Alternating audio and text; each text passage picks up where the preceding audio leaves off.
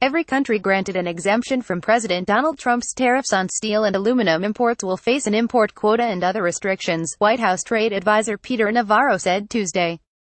The guiding principle of this administration, from the president down to his team, is that any country or entity like the European Union, which is exempt from the tariffs, will have a quota and other restrictions, he said at a meeting of steel industry executives hosted by the American Iron and Steel Institute and the Steel Manufacturers Association. Story continued below. Navarro added such measures are necessary to defend the aluminum and steel industries from imports in defense of our national security.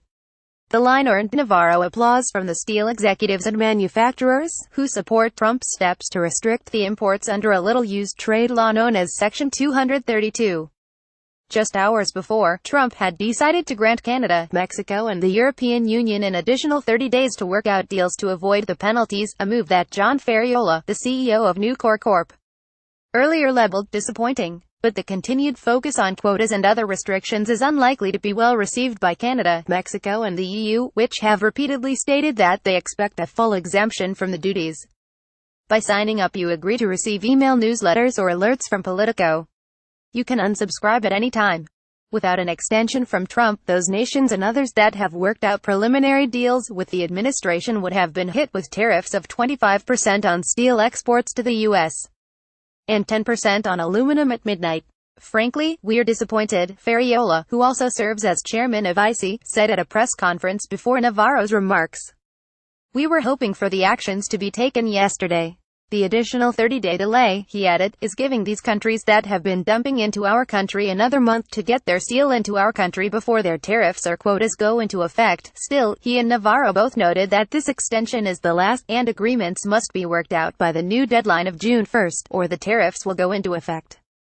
For Canada, Mexico and the EU, Navarro's emphasis that any country escaping the tariffs would face quotas and other restrictions, a line he repeated twice and that he said was the reason he allowed media access, signals the administration's intention to telegraph its hardball approach. But Canada and Mexico, which each send more than half their steel production each year into the United States, have repeatedly said that they expect a full exemption from the duties and will not pay a tariff or agree to a quota. Ferriola said it's possible that Canada and Mexico could make adequate changes via the updated NAFTA agreement, which is currently being negotiated, in a manner that would serve the same purpose as the tariffs. For the EU, however, no such negotiations are underway, and it remains unclear what can be worked out in the next 30 days. The 28 nations that make up the bloc serve as the largest single supplier of steel to the U.S., sending $6.2 billion across the Atlantic last year. The European Commission has already criticized Trump for simply delaying the duties, rather than canceling them outright. The U.S.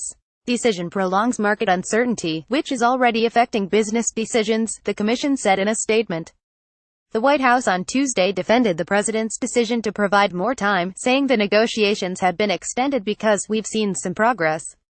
I'm not going to get ahead of what that may look like, but we have 30 days to continue in those negotiations, and hopeful that we can get something that works for everybody, White House Press Secretary Sarah Huckabee Sanders said at a briefing.